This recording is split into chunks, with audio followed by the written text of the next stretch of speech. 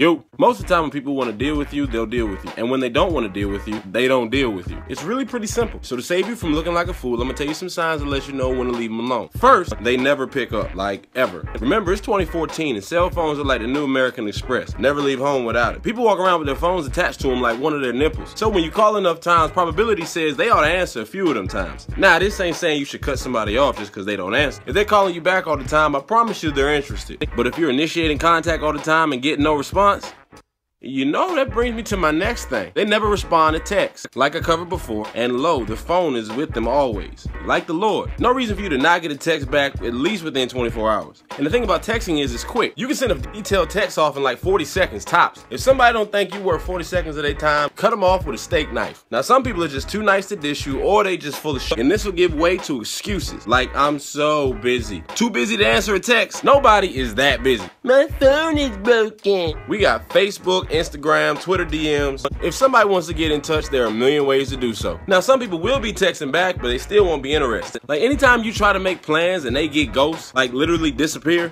cut them off with a samurai sword. This is the best way to save yourself energy, like using fluorescent light bulbs. I mean, honestly, people ain't worth it. There are enough people who will rock with you with no games for you to be jumping through hoops like you in a circus or something else. Life is too short.